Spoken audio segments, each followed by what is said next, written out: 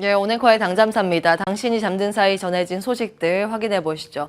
일단 조금 전에 SK 하이닉스 실적이 나와서 실적 부분부터 정리하고 가겠습니다. 1분기 적자죠. 예상했던 거고요. 영업 손실 부분이 3조 4천억 원 정도 적자 전환이 됐습니다. 매출 볼까요? 매출도 5조 881억 원으로 그 전년 같은 기간보다 58%나 급감했습니다. 사실은 매출과 영업이익 좋지는 않았는데 예상했던 것보다는 양호하게 나왔습니다. 그리고 지금 컨퍼런스 콜이 이어질 텐데 그 안에서 감산 키워드가 나오는지 여부가 더욱더 중요합니다. 감산, 즉 회복 사이클, 시장은 이렇게 심리가 연결되는지가 오늘 장중의 반도체 키워드라고 보시면 되겠습니다. 자, 본론으로 들어가겠습니다. 간밤 미증시 한마디로 이야기해서 장중 분위기 안 좋았으나 장 마치고 애프터마켓에서는 좋은 흐름을 보이고 있습니다. 자, 먼저 장중 흐름, 이 약세를 보였던 이슈부터 보시면요. 은행의 공포가 다시 살아났습니다. 이건 사실 어제 다 말씀을 드렸는데 지금 은행의 핵심 이슈는 매출 이익 감소가 아니라 사람들이 뱅크런을 하는가, 예금을 찾아가는가 여부인데 이번에 퍼스트 리퍼블릭의 예금이 많이 줄어든 게 드러나면서 뱅크런에 대한 우려감을 지울 수 없구나를 자극했습니다. 그러면서 다른 중소 지역은행뿐만이 아니라 대형 은행사까지 간밤 약세를 보였고요. 다우지수의 하락 요인입니다. 다우지수가 1% 약세를 시연을 했고 나스닥 지수는 2% 넘게 조정을 받았습니다.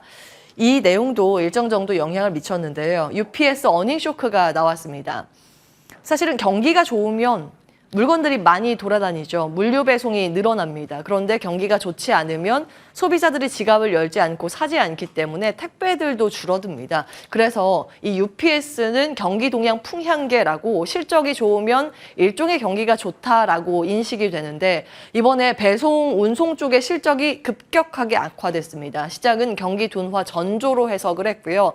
이 국채 금리가 급격한 약세를 시연했고 국제 유가도 간밤 2% 넘는 급락을 보였습니다. 결국 뱅크런과 이 UPS의 실적을 통해서 시장은 경기 침체 가능성에 주목을 한다라는 결론이 나옵니다.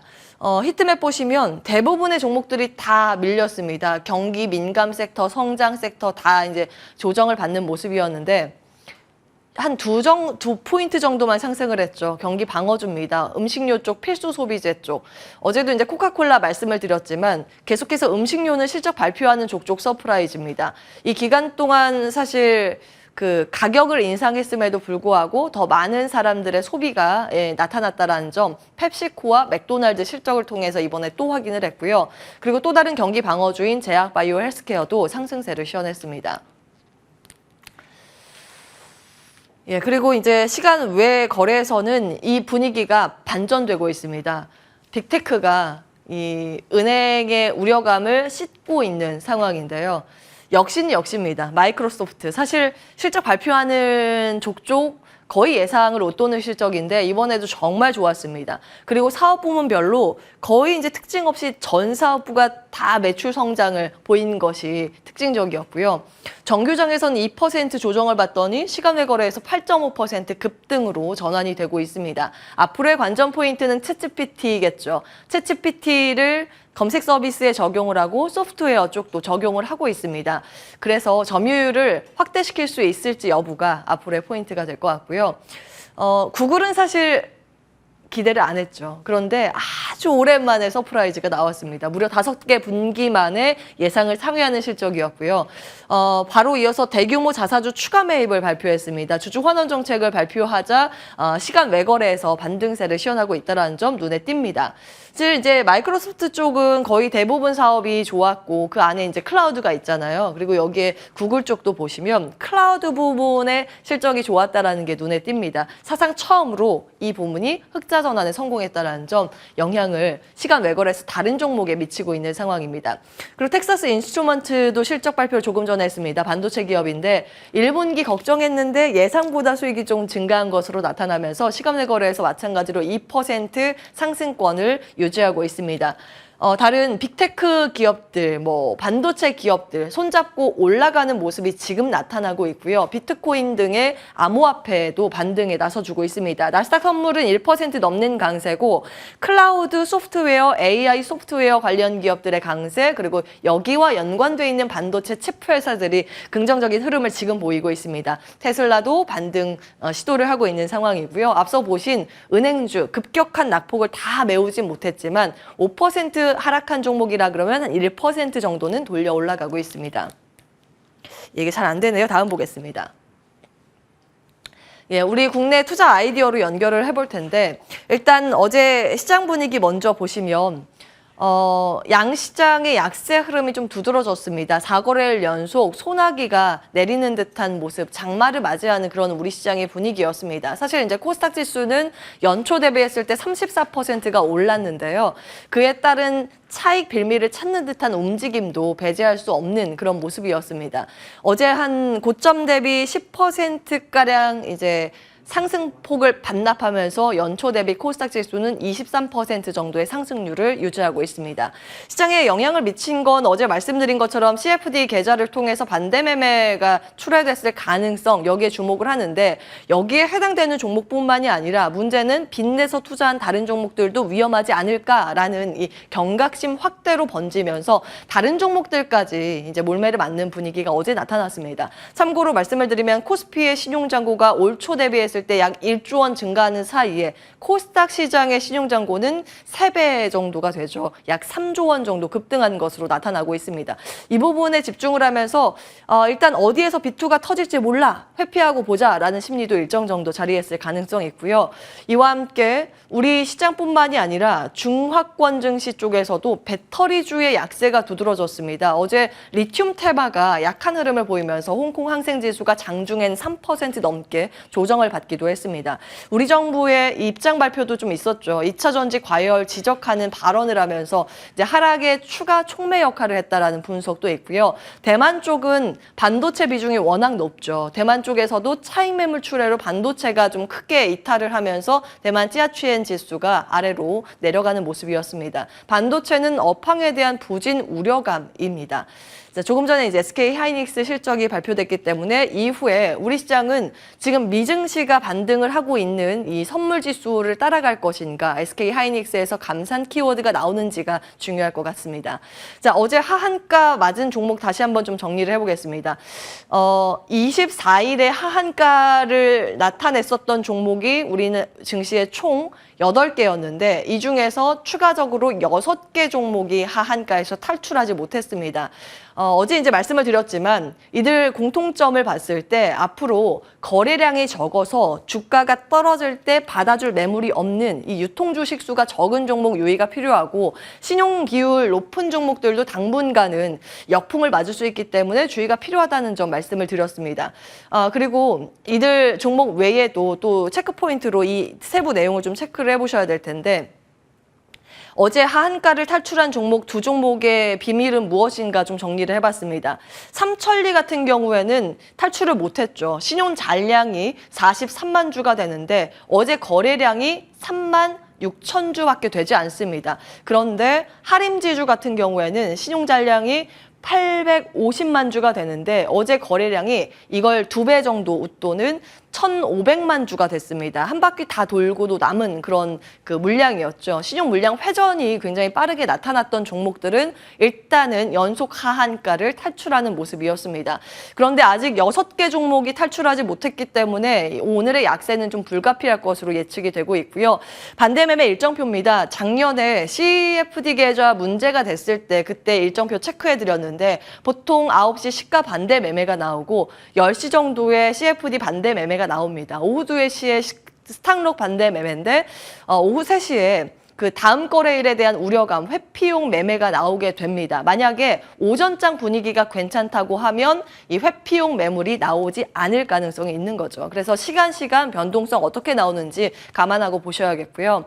이렇게 비토폭탄의 화들짝 놀란 증권사들도 대출 중단에 속속 나서고 있습니다. 대출을 못하게 한다던가 아니면 그 종목에 대해서 신용 100% 신용을 투자하지 못하도록 하는 그런 조치를 냈습니다. 삼성증권에서는 에코프로와 에코프로 BM, LNF 등을 꼽았고요. 키움증권에서는 앞서 보신 24일 하한가로 직행한 종목 8개, 그리고 KB증권은 여기에 금양을 추가했고, NH투자증권은 8개 종목에서 선광을 제외한 7개 플러스 애경케미칼을 꼽았습니다. 이들 종목은 앞으로 이제 B2에 대한 우려감이 있기 때문에 그런 점 좀 감안해 보셔야 되는데요.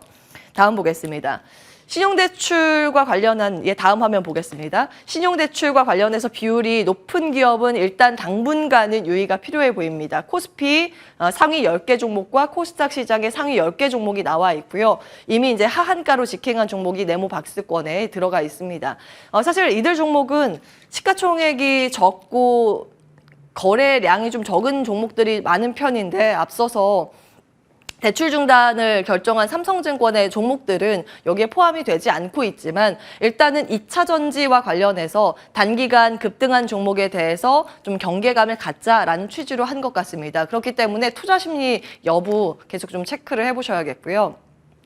자, 어제 시장의 이제 투자 포인트 가운데 눈에 띄었던 게 지수 방어주들의 강세가 있었다라는 점입니다. 경기 침체 우려가 부각되자 방어 성격을 가지고 있는 금융, 보험, 통신주의 강세가 두드러졌고 특히 보험안에서 신고가가 속출했습니다. 이제 실적 기대감이 보험 쪽도 나타나는 모양이고요. 지정학적 리스크 우려를 반영하면서 방산주의 상승세, 그리고 한중 관계 경색 우려로 히토류의 상승세가 두드러졌습니다. 히토류 테마 같은 경우에는 직접적인 연관보다는 센티멘트가 더 크게 작용하기 때문에 그 점은 감안하고 보셔야겠고요. 해외 우리 외교 세일즈가 방산과 원전이 해당이 되기 때문에 추가적으로 수주 소식이 들리는지 들여다보셔야겠습니다. 우리 시장의 반전 카드가 될 수 있을까요? 현대차 이제 빼놓고 이야기하기 어려운데요. 현대차의 실적이 좋았고 그로 인해서 낙수 효과로 부품주까지 강세 흐름을 보였습니다. 잠시 후에 현대차 실적 조금 더 자세히 보도록 하고 어제 장마치고 시간 외 특징주는 포스코 관련주가 다시 한번 들썩였습니다. 포스코가 처음으로 삼성과 맞손을 잡았다는 부분 시장은 좀 주목하는 모습이었고요. 그리고 현대차와 기아가 자율주행 자회사 포티투닷에 1조 원 추가 투자하기로 하면서 소프트웨어 쪽도 공을 들이는구나. 그에 따라서 관련 이 팅크웨어 같은 기업들의 들썩임이 있었습니다.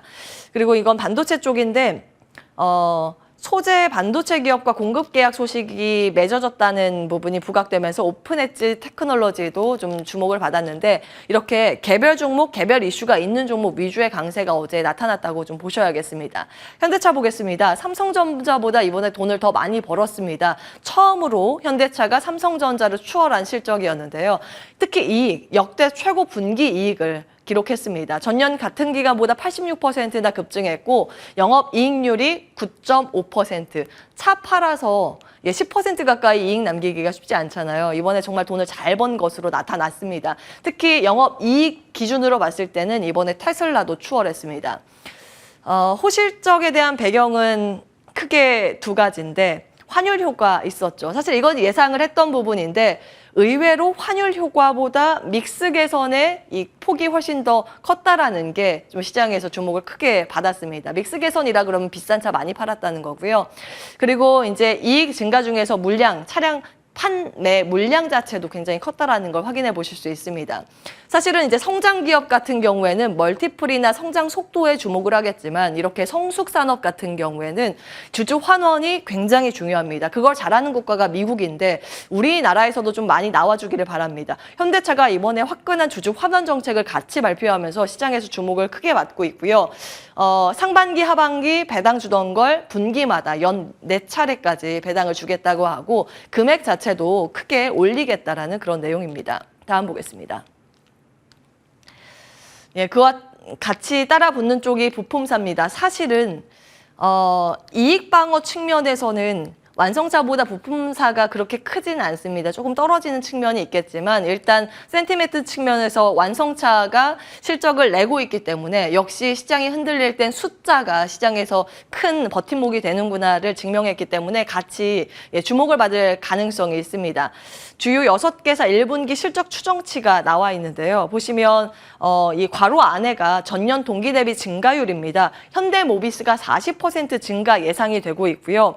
한온시스템 시스템이 91%, 그리고 이 SL과 서현 이화가 각각 두 자릿수 상승률 기대가 되고 있는 상황입니다. 이 내용들 쭉 한번 체크를 해보시기 바라겠습니다. 오늘은 시간상 여기까지 하겠습니다. 온앵커의 당잠사였습니다.